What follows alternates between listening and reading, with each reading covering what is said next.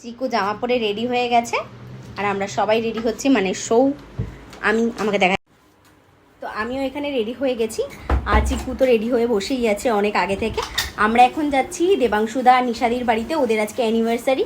তো আমরা সারপ্রাইজ দেব, ওখানে শান্তাদি আমাদের জন্য ওয়েট করছে। তো চলো যাওয়া যাক। ঠান্ডায় আমি পরে নিয়েছি সোয়েট শার্ট আমার বরের। তো চলো যাওয়া যাক। চিকু দেখো দেখো দেখো দেখো দেখো দেখো দেখো কি করছে, দেখো। যাবো যাবো যাবো যাবো। চিকু তোমার কেক কেনা হয়ে গেছে? চিকু এখন ওয়েট করছে শান্তাদির জন্য, জিদ্দার জন্য এখানে কেক কিনে।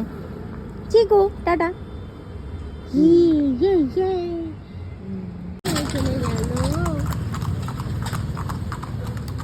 তোকে দিয়ে বাইক কেন হচ্ছে? 12টা বাজতে ঠিক 10 মিনিট বাকি আছে। আমরা টাইম মতোই পৌঁছে গেছি আর আমরা সারপ্রাইজ দিতে এসে নিজেরাই সারপ্রাইজ হয়ে গেলাম। মানে এখানে